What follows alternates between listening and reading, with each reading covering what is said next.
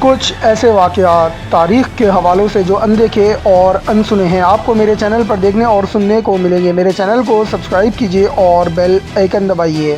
دنیا ظلم سے بھر گئی لیکن امام مہدی کیوں نہیں آئے؟ ناظرین، آج اس ویڈیو میں آپ کو حضرت امام مہدی کے حوالے سے احادیث اور ان کی نشانیوں کے بارے میں بتاؤں گا کہ سیدنا امام مہدی رحمۃ اللہ علیہ کا ظہور کب ہوگا اور آپ کس طرح اور کتنے سال دنیا میں حکومت فرمائیں گے۔ میرے چینل پر نئے ہیں اور ابھی تک آپ نے میرے چینل کو سبسکرائب نہیں کیا تو تاریخی اور اتھینٹک احادیث اور واقعات کے لیے میرے اس چینل کو سبسکرائب کر لیجئے اور بیل آئیکن دبا دیجئے۔ ویڈیو کو آخر تک دیکھیے گا اور ویڈیو کو لائک کرنا نہ بھولیے گا۔ ویڈیو بہت محنت سے آپ تک لاتا ہوں۔ اب میں بڑھتا ہوں ویڈیو کی طرف۔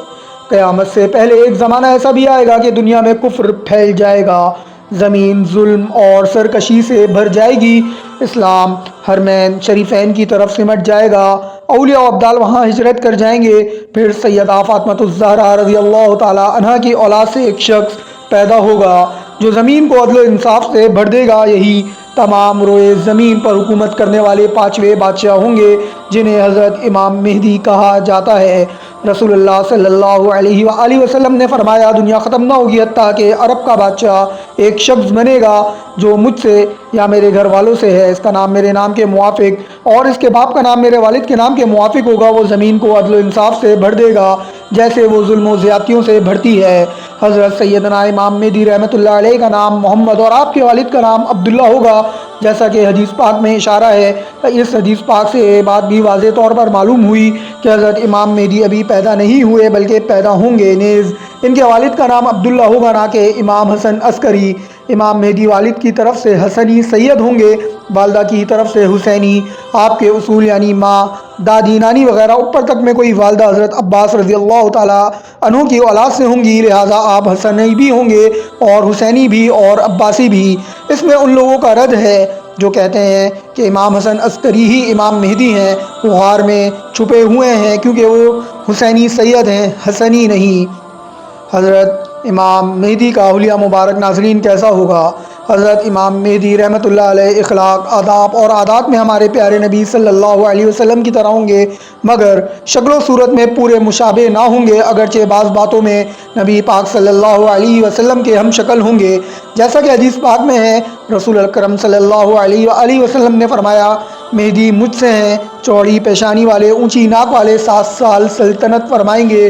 اس کی شرح میں مفتی احمد یار خان فرماتے ہیں حضور اکرم صلی اللہ علیہ وآلہ وسلم کی جیتی جاگتی تصویر ہوں گے کہ چوڑی پیشانی اور اونچی ناک شریف، یہ دونوں صفتیں حضور انور صلی اللہ علیہ وسلم کی ہیں۔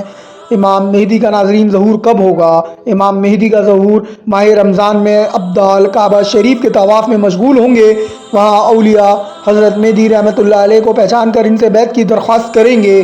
آپ رحمۃ اللہ علیہ انکار فرمائیں گے، غیب سے ندا یعنی آواز آئے گی، ھذا خلیفۃ اللہ المہدی فاسمعوا لہ واطیعوا، یہ اللہ تعالیٰ کے خلیفہ مہدی ہیں، ان کا حکم سنو اور ان کی اطاعت کرو۔ لوگ آپ رحمۃ اللہ علیہ کے دست مبارک پر بیعت کریں گے، وہاں سے مسلمانوں کو ساتھ لے کر شام تشریف لے جائیں گے۔ آپ کا زمانہ بڑی خیر و برکت کا ہوگا، زمین عدل و انصاف سے بھر جائے گی۔ حضرت عمر رضی اللہ تعالیٰ عنہ کے بیٹے حضرت عبداللہ بن عمر رضی اللہ تعالیٰ عنہما سے روایت ہے کہ رسول اللہ صلی اللہ علیہ وآلہ وسلم نے ارشاد فرمایا امام مہدی تشریف لائیں گے اور ان کے سر پر امامہ ہوگا، ایک منادی یہ آواز بلند کرتے ہوئے آئے گا کہ یہ مہدی ہیں جو اللہ کے خلیفہ ہیں، لہٰذا تم ان کی اتباع و پیروی کرو۔ ظہور امام مہدی کے بارے میں ایک روایت شرح کے ساتھ ملاحظہ فرمائیے۔ ایک خلیفہ کی وفات کے وقت اختلاف ہوگا، اس کا نام معلوم نہیں مگر یہ آخری خلیفہ ہوگا جس کے بعد امام مہدی خلیفہ ہوں گے۔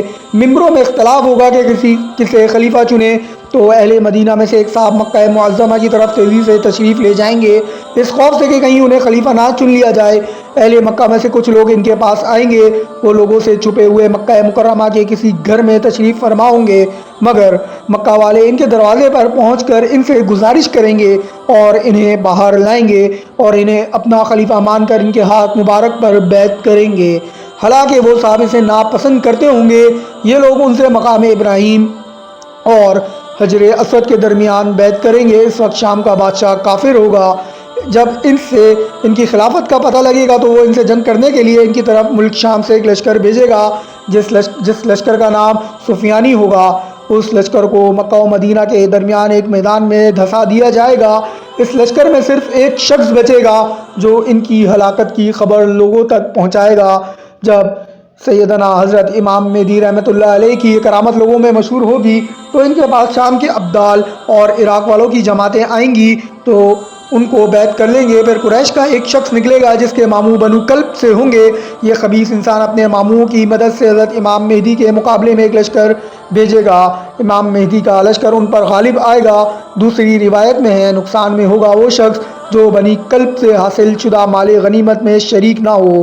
خلیفہ مہدی خوب مال تقسیم کریں گے اور لوگوں کو حضور علی نبینا علیہ الصلوۃ والسلام کی سنت پر چلائیں گے اور اسلام مکمل طور پر زمین میں مستحکم ہو جائے گا۔ ناظرین، سیدنا امام مہدی رحمۃ اللہ علیہ کتنے سال تک حکومت فرمائیں گے؟ تو احادیث کے حوالوں سے 7 یا 9 سال تک حکومت فرمانے کا ذکر ملتا ہے، جیسا کہ حضرت سیدنا ابو سعید خدری رضی اللہ عنہ سے روایت ہے کہ وہ فرماتے ہیں یملک 7 او 9، یعنی وہ 7 یا 9 سال تک حکومت فرمائیں گے۔ بہاوالہ التذکرہ باحوال صفحہ نمبر 565، بہاوالہ ابو داؤد جلد نمبر 4 صفحہ نمبر 144 اور حدیث نمبر 4282 اور 4283۔ مراج المناجی جلد نمبر 7 صفحہ نمبر 266 اور 274 اور 274۔ ابو داؤد جلد نمبر 4 صفحہ نمبر 145 حدیث نمبر 4285۔ کتاب العقائد جلد نمبر 1 صفحہ نمبر 30 اور 31۔ الحاوی للفتاوی جلد نمبر 2 صفحہ نمبر 73۔ ابو داؤد شریف صفحہ نمبر 4 جلد نمبر 4 صفحہ نمبر 145 حدیث نمبر 4286۔ مخلصاً مرات المناجی جلد نمبر 7 صفحہ نمبر 267 تا 269۔